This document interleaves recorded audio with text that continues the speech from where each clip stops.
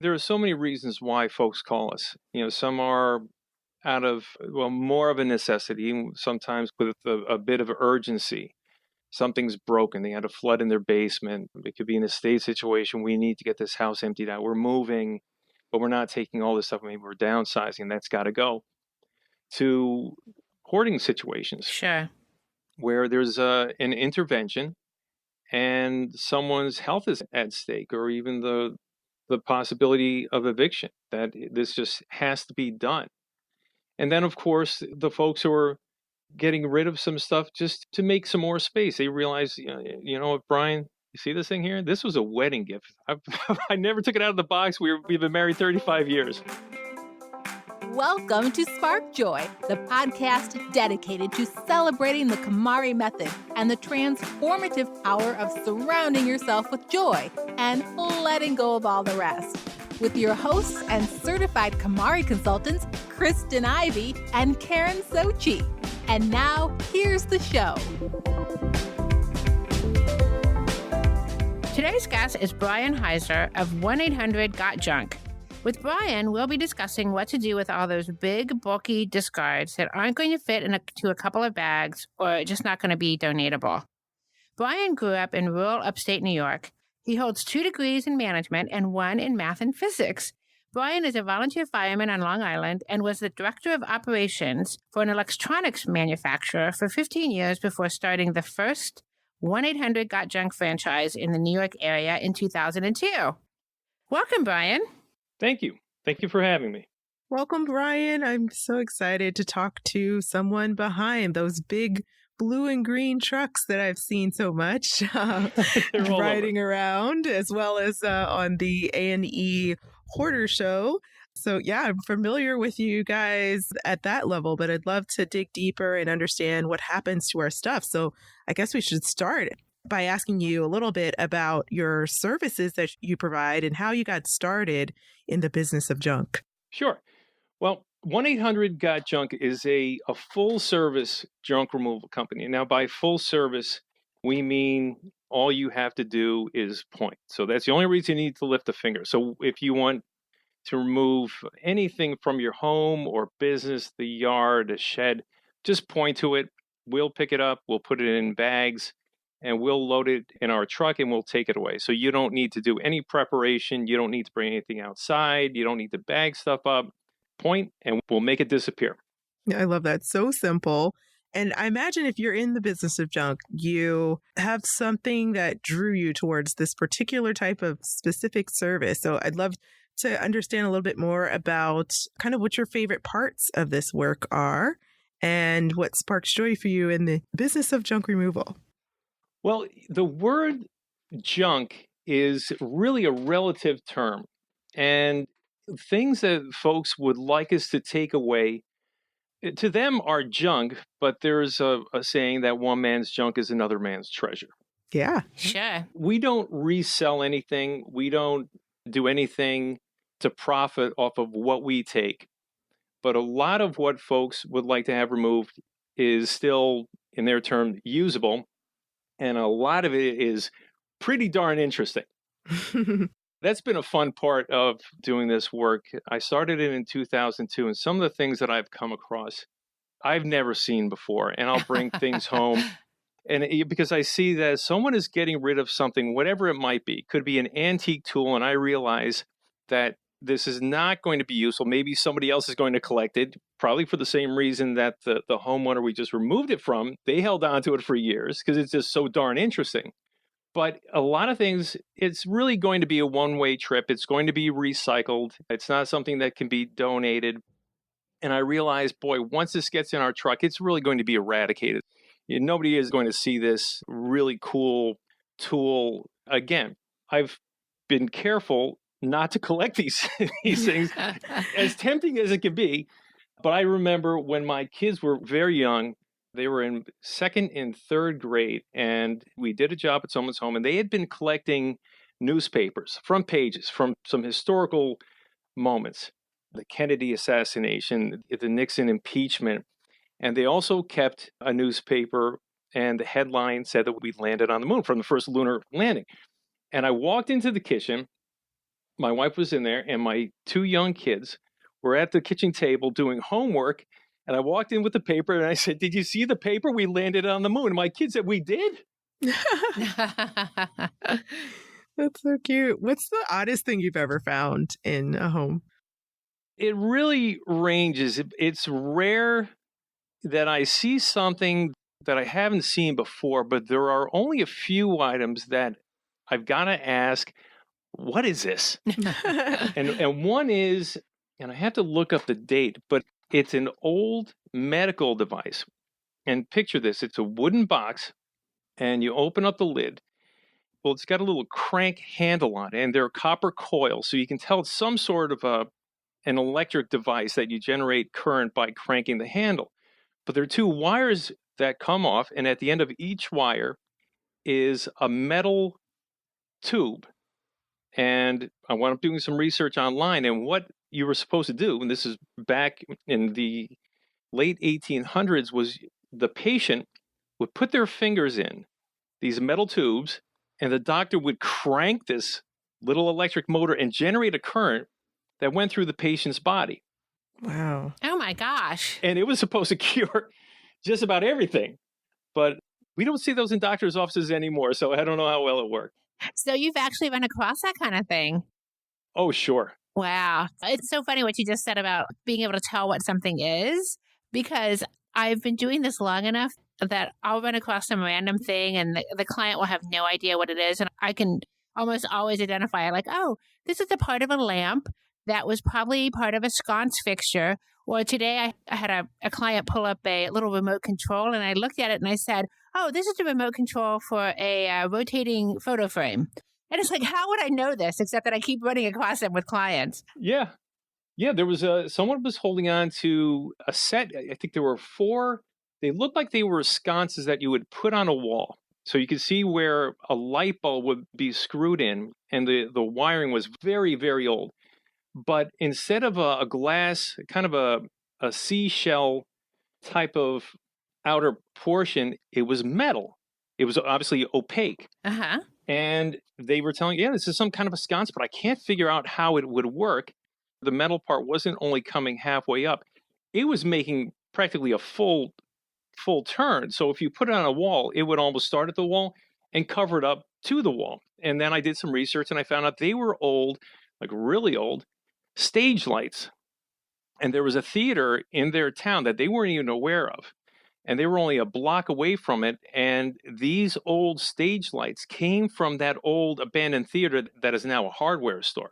And they had no idea. I actually went back to the home for a follow-up appointment, and I told them, remember those sconces that weren't sconces?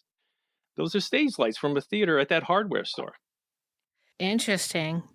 So as KonMari consultants, we are always running across discarding dilemmas. You know, a lot of times, and the most common objects are, and I'm really interested to know how many times a week you see treadmills and exercise bicycles. Yeah.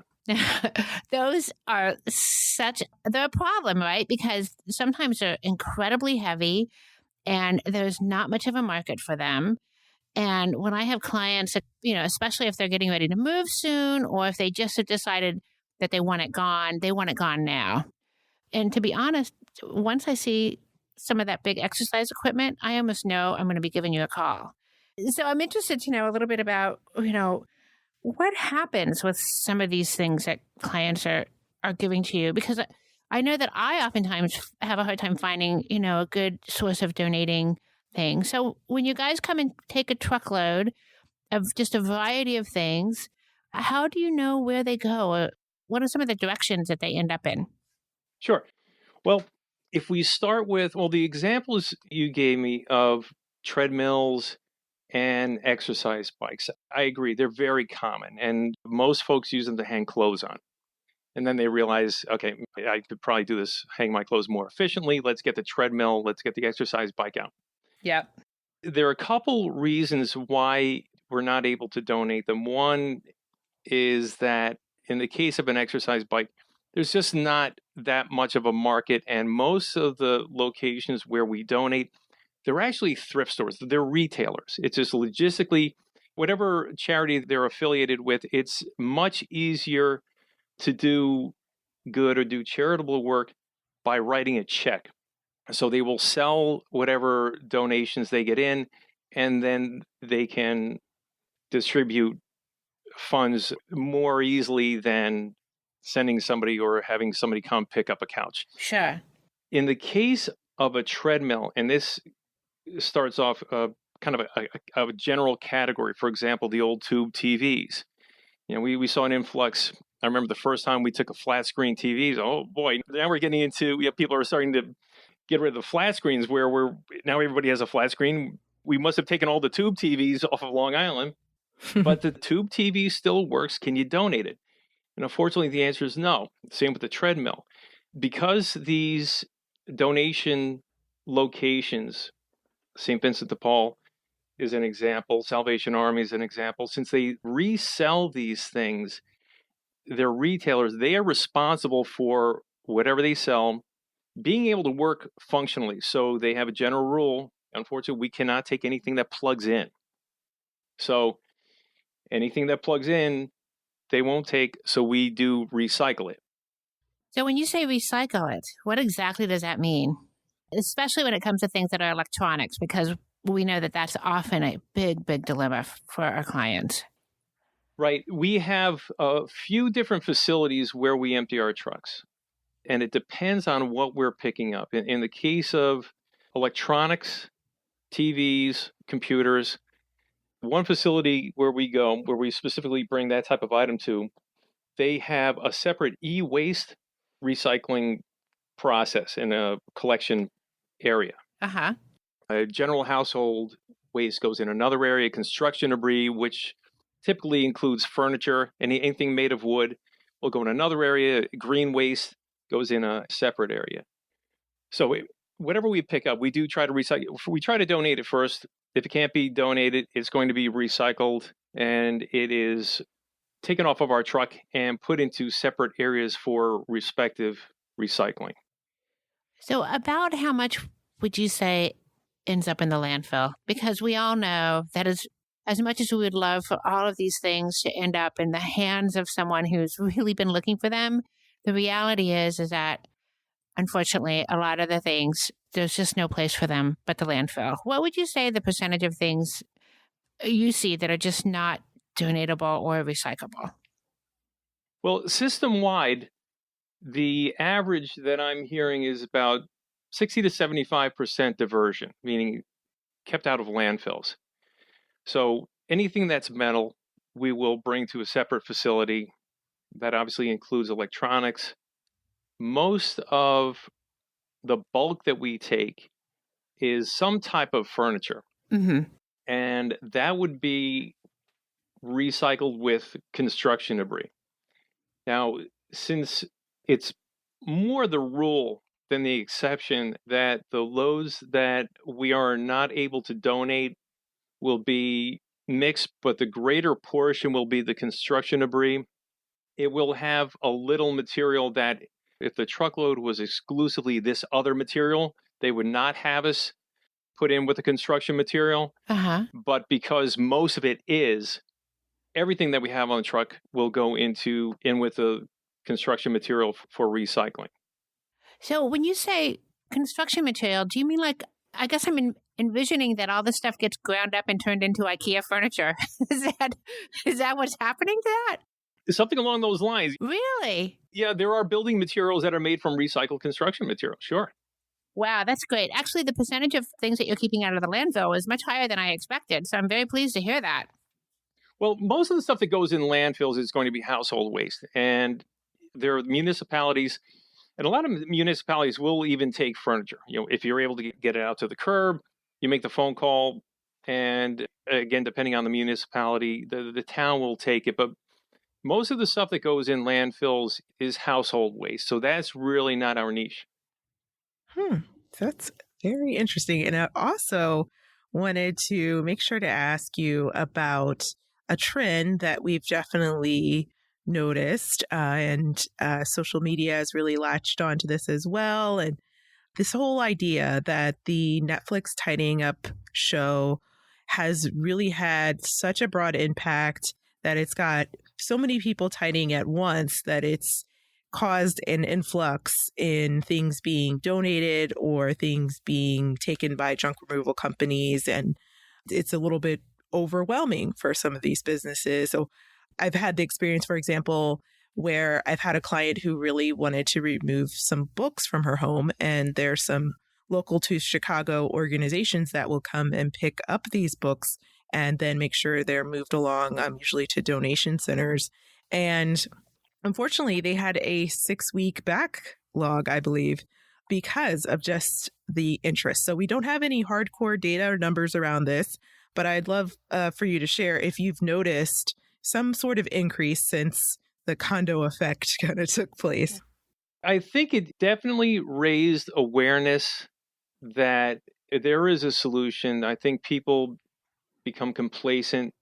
They see what they're surrounded by. They've been holding on to things for so long that they don't think of getting rid of it, and they don't think of the benefit of just freeing up their own living space. Mm-hmm. So it definitely raised awareness. And we do have plenty of folks when we go to their home or their business, and they tell us that they watch the program and they're pretty excited to have us there. They're looking forward to the change in their environment.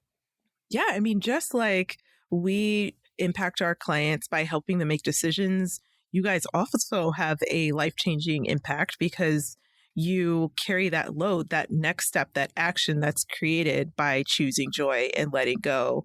And so I imagine you might have some really cool client experience or favorite client experiences that you might want to share with us. Some stories around how the act of removing what's not wanted from a home has really changed someone's life.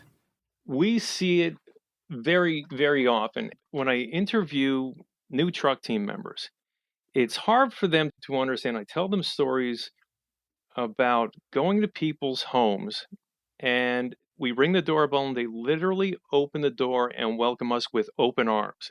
Sure. They're so happy that they're going to be doing this. They're going to be freeing up the space. They're happy that we're here. We're very reputable.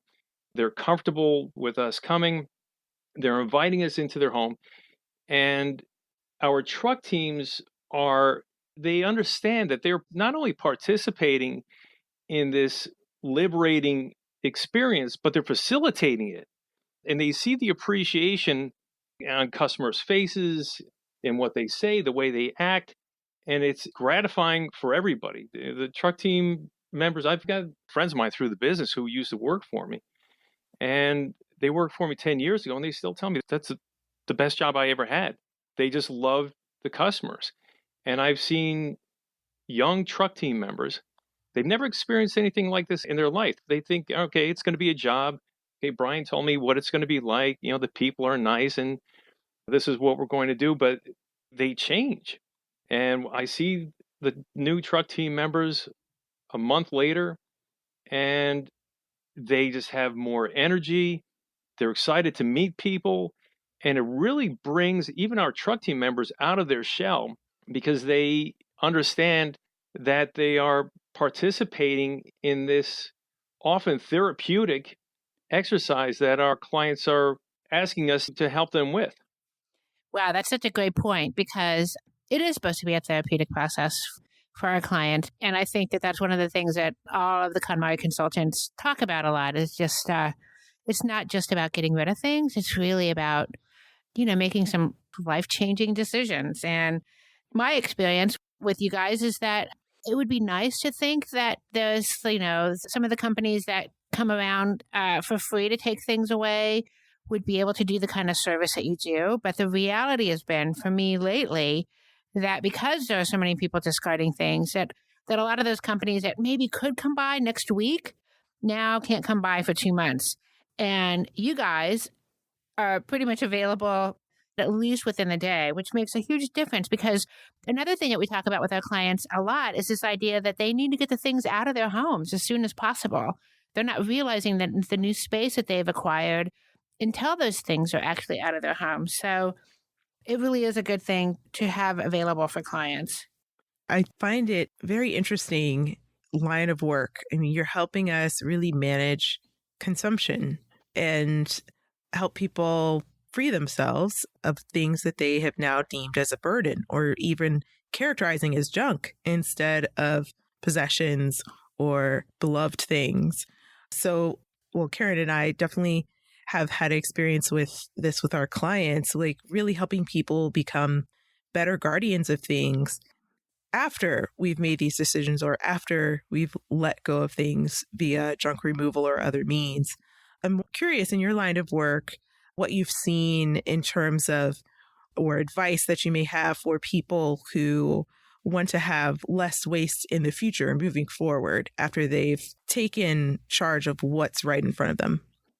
Well, what is pretty common when we go to someone's home, if it's not a situation where, well, that sofa's broken, that's got to go, or they're moving, or in a state situation, they're just trying to get rid of some of the stuff that they've had for a long time. And they have a pretty good, sometimes a very specific idea of what they would like us to take. And once we've removed that, and this is where the relativity of the word junk comes into play, they kind of take a step back and they look at everything else they have.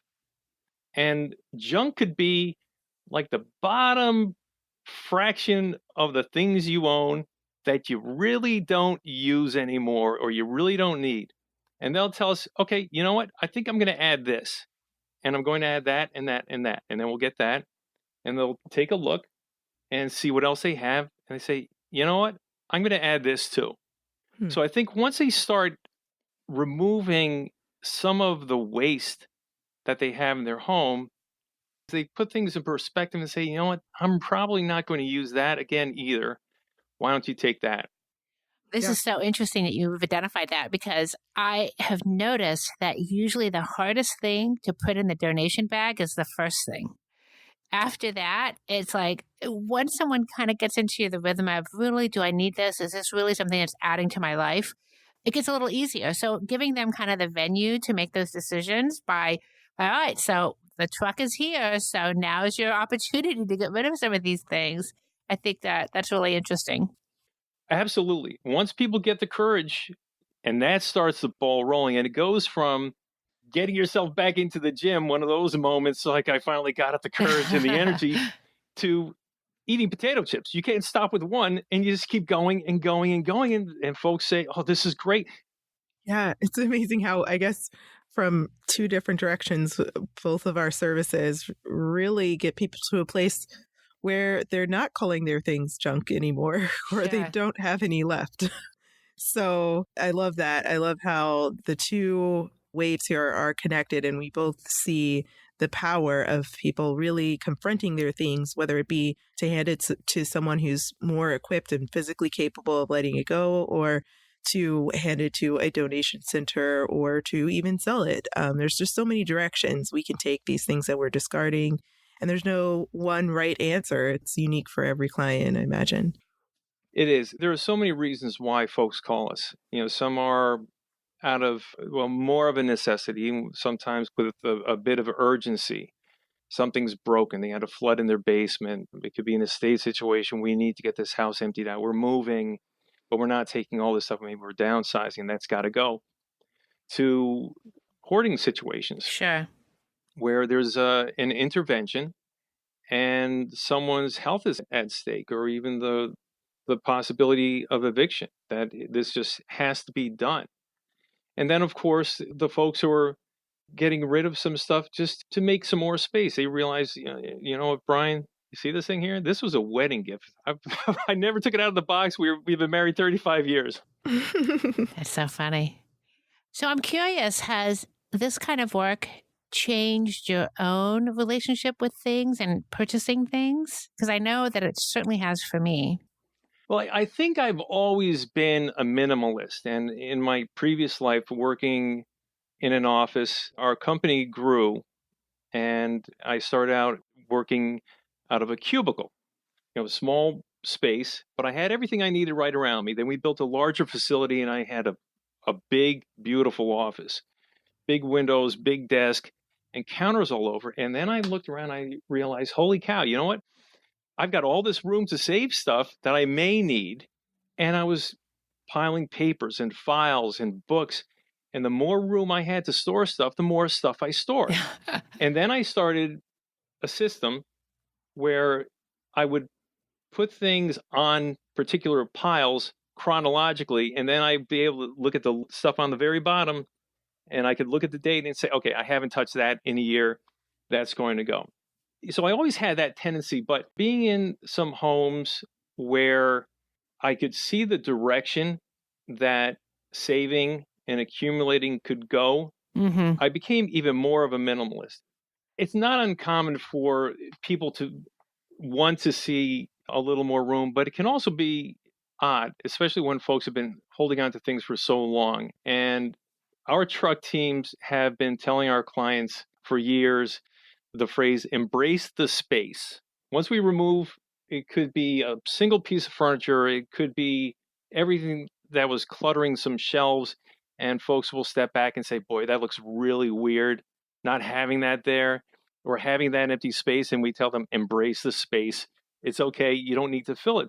But again, we go into so many homes, especially some larger homes, that they've got tremendous basements, and they use it to just store stuff with. Yep, we run into that a lot. Then space is definitely a vacuum.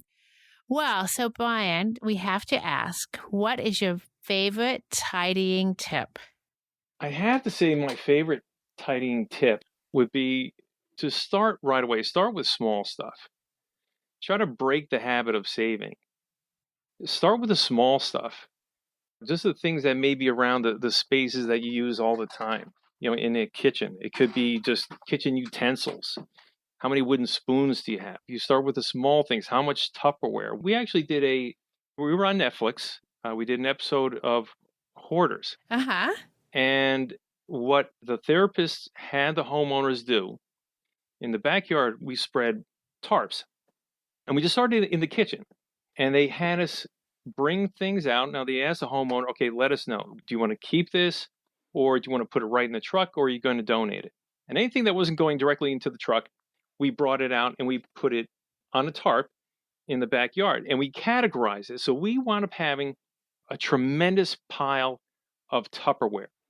And we had stacks and stacks of cookbooks and all these different utensils and kitchen appliances that they had multiple of.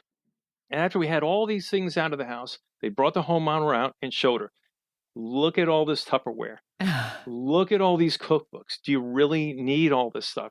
And, it was still tough because it wasn't just a saver. It was a clinical hoarder. Sure. It was tough to still get rid of that stuff, but you don't realize how much stuff you accumulate and how little you really need. If you've got 10 wooden spoons, you're probably going to use 2 of them. Get rid of the other ones and start with that.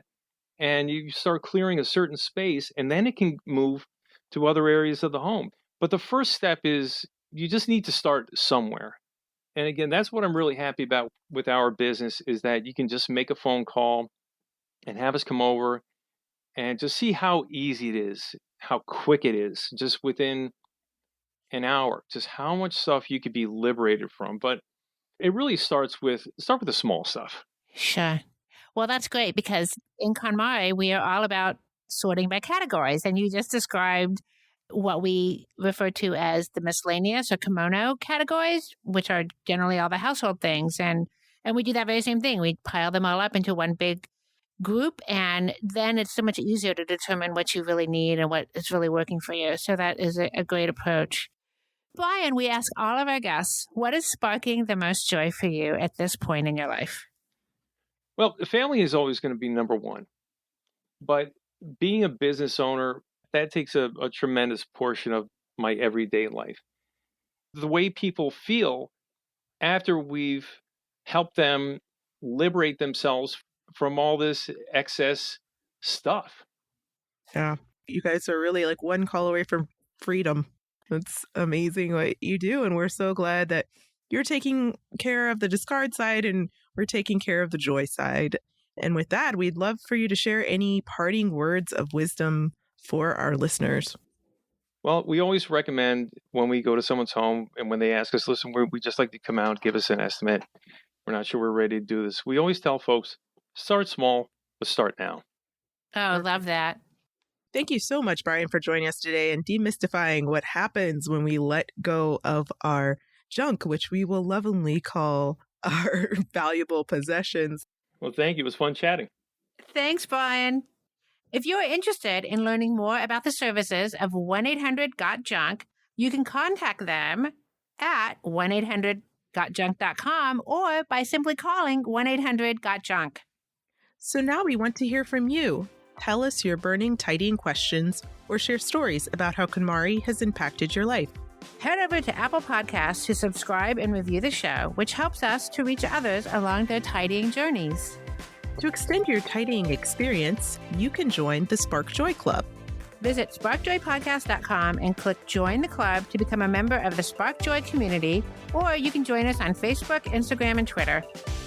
Thanks for tuning in, and we hope your day sparks joy.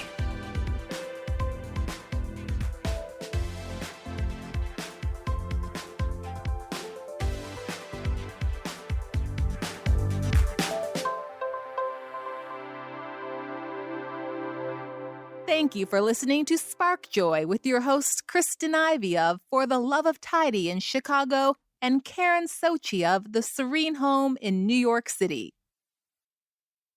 Spark Joy, the podcast, is not endorsed by or affiliated with KonMari Media, Inc.